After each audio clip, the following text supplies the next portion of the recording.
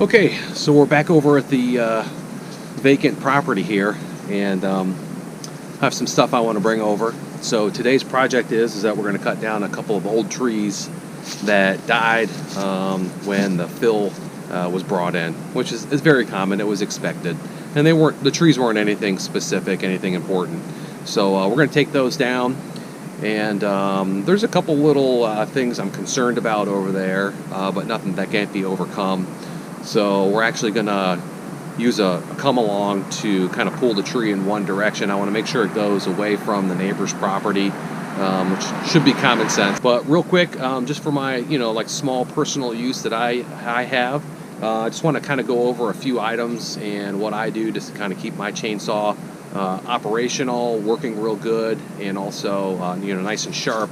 So I mean, first of all, I got a small little steel, and what I like to do is I have I like to use buckets a lot, 5-gallon buckets, 2.5-gallon buckets, whatever. Don't throw them away, they're awesome, especially when you're using some kind of like liquids in there, especially like flammable liquids or oil or something that can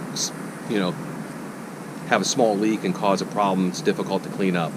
So I have the chain sharpener, and we'll demonstrate that in a little bit, but this thing is awesome. I know Stihl sells one of their own, but this thing is fantastic. This is basically a knockoff in my opinion, and it works great. I'll show you how to use that in a little bit. Have just an assortment of small hand tools. This is actually a chainsaw blade holder, so you can put that in a stump, and then that will hold your chainsaw blade up so you can get to it and work on the chainsaw blade in a safe manner, and also so it doesn't dull the chainsaw itself, the chain. I'm not going to use that today. This is the multi-tool that comes with the chainsaw, Stihl. Just a regular old screwdriver, pair of pliers, cheapy, and a Phillips head screwdriver set of screwdriver.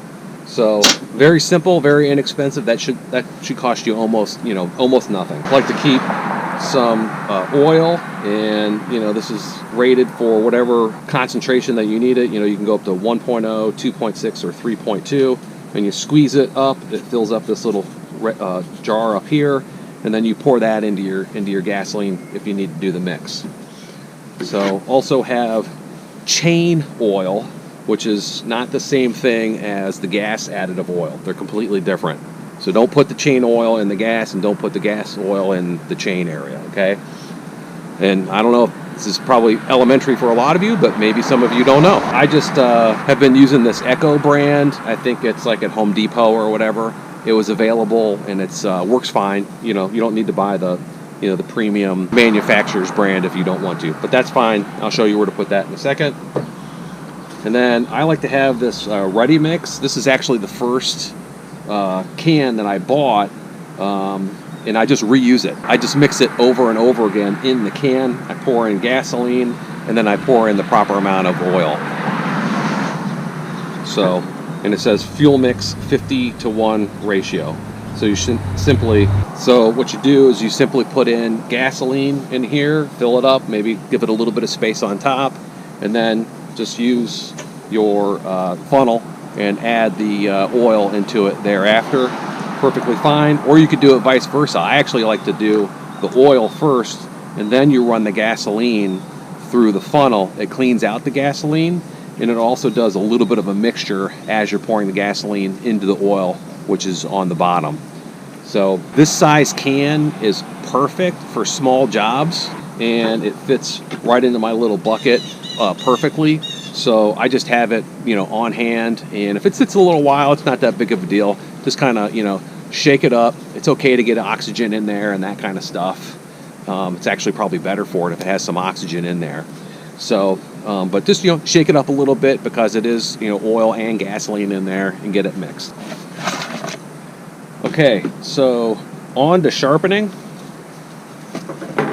and you'll notice that this top of the plastic container can also double as an area where you can put your chainsaw and not have to worry about your chainsaw getting dull on something that's very hard, like a rock or metal or whatever.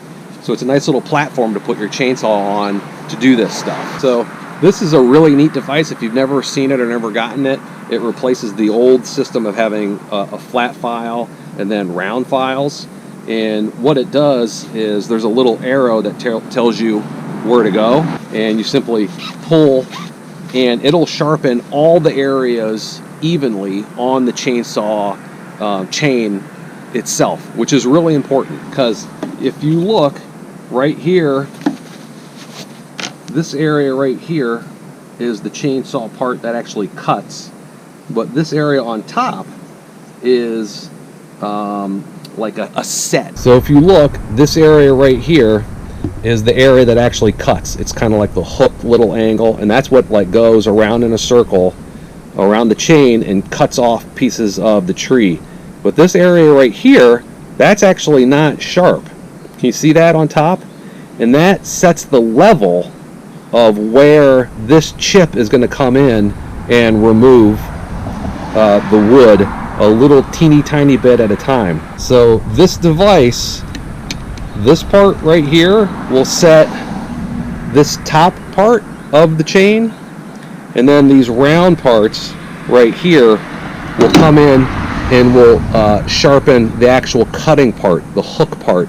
See that? That's the flat part and that's the hook part. And you just drag it across at a perpendicular setting a couple times. You don't need to do it a lot, and it will literally, it's already preset. See how they're kind of like offset a little bit? This one's a little bit higher than that, and it does a really, really good job. So, and there's only really one way it'll go. If you mess up and you go backwards, you'll figure it out real quick, you know, how to do it properly. But this thing is great, keeps your chainsaw going, saves you a ton of gas and wear on the chainsaw.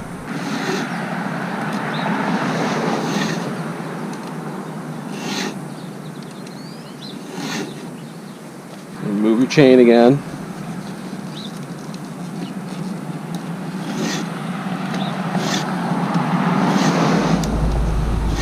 Doesn't take much. Move your chain again. Pick up the chainsaw a little bit. There we go. And you see how this is angled with this? That's where you want to have it. So you want to have it even this way and also angled this way. So it's, you know, not a 45 or whatever, or I don't know, maybe it is a 45. That would be 90. That would be 90. So it's close to that. I don't know what if it's an exact 45 or not. But you just angle it this way, like that. You just need a few, unless you know, really damaged.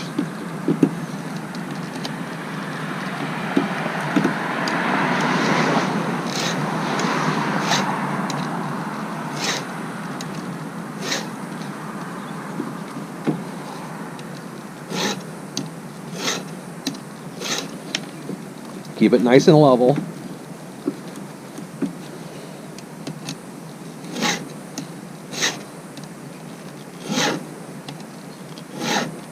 And you can feel on there if there's any little burrs or anything, you know, little grind. So if it's nice and smooth, see, that's like butter. So that's the first one we did.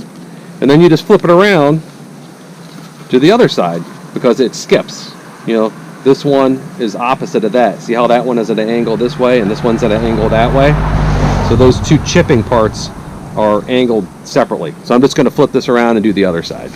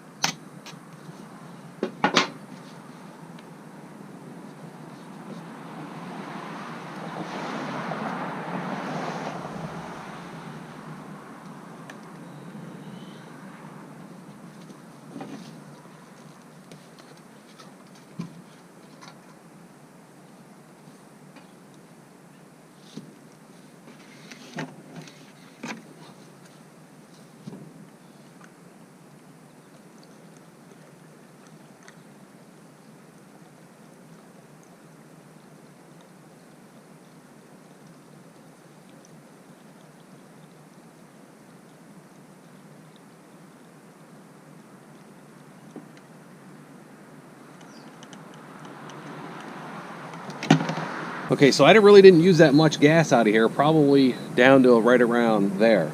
So you'll get, you know, 3 or 4 refills out of this can. Maybe a little bit more, maybe a little bit less, depending on, you know, how sharp your blade is, how fast you run it, and, you know, all that kind of stuff. How long you leave it idle, how hard the wood is, how wet the wood is, stuff like that. So, so you should get, like, you know, at least 3 or 4 refills out of this. Maybe you get 5, something like that.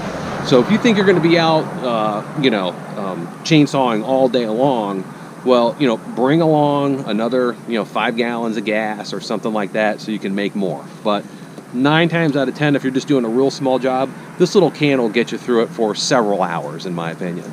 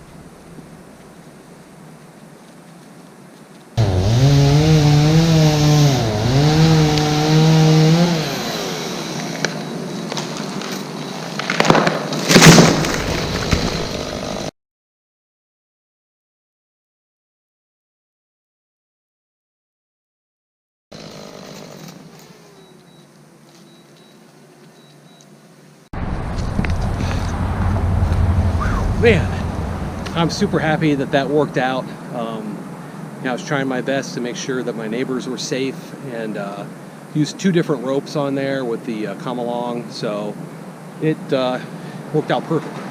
So now here comes the hard part, cleaning it all up, but I'm super happy with the way that came out.